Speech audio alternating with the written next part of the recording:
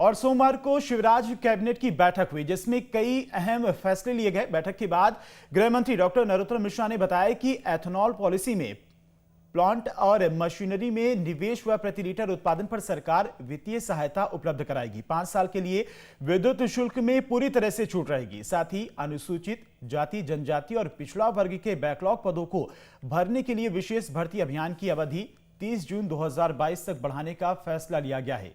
वही बैठक में मुख्यमंत्री ने कहा कि पीएम मोदी के जन्मदिवस के मौके पर 17 सितंबर को एक दिन में 32 लाख वैक्सीन का पहला डोज लगाया जाएगा और पीएम के जन्मोत्सव को लेकर जन कल्याण एवं सुशासन अभियान के रूप में 17 सितंबर से 7 अक्टूबर तक माना जाएगा और इस दौरान विभिन्न योजनाओं के हितग्राहियों को लाभान्वित किया जाएगा। 15 सितंबर को डेंगू की रोकथाम के लिए भी जागरूकता अभियान चलाया जाएगा।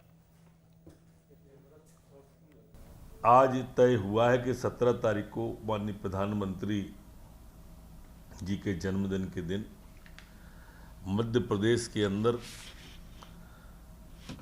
32 लाख लोगों को एक दिन में कोविड की पहली डोज लगाकर इसे संपूर्णता करना है। जो इथेनॉल पॉलिसी है उसको भी कैबिनेट के द्वारा हरी झंडी दी गई है। इसमें स्पष्ट रूप से कहा गया है कि प्लांट और मशीनरी में किए गए पूंजी निवेश के 100% की अधिक सीमा और पेट्रोलियम तेल के उत्पादकों की इकाई के लिए उत्पादित एथेनॉल जब प्रदान करेंगे तो 1.5 रुपया प्रति लीटर की वित्तीय सहायता राज्य सरकार के द्वारा संबंधित संस्था को दी जाएगी। इसी तरह से पंजीयन शुल्क में 100% की स्टाम्प ड्यूटी का आज इथेनॉल पॉलिसी में छूट दी गई है।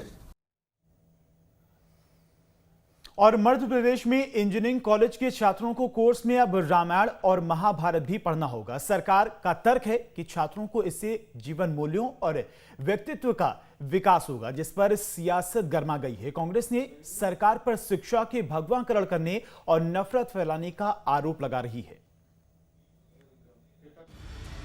मध्य प्रदेश में मेडिकल कॉलेजों के बाद अब प्रदेश के इंजीनियरिंग कॉलेजों में छात्रों को महाभारत और रामायण पढ़ाने का सरकार ने फैसला लिया है। दोनों महाकाव्यों को कोर्स के अप्लाइड फिलॉसफी में पढ़ाया जाएगा। सरकार का तर्क है कि रामचरितमानस भारतीय संस्कृति का मूल स्रोत है। अप्लाइड फिलॉसफी के कोर्स में शामिल किया जाएगा। इंजीनियरिंग छात्रों के लिए जीवन मूल्यों को समझना आसान होगा। छात्रों के व्यक्तित्व के विकास में मदद मिलेगी। राम सेतु निर्माण में छात्र इंजीनियरिंग के गुण सीखेंगे। सरकार का कहना है कि हम छात्रों को सिर्फ शिक्षित नहीं करना चाहते बल्कि उन्हें अच्छा इंसान भी बनाना चाहते हैं। आज की स्थिति में साइंस के जो ऐसे विषय हैं जिन विषयों के आधार पर हमारे उच्च शिक्षा विभाग के महाविद्यालय में भी हम पढ़ा पाएंगे और वैकल्पिक विषयों के रूप में हम बीए में भी इसको पढ़ाने वाले हैं।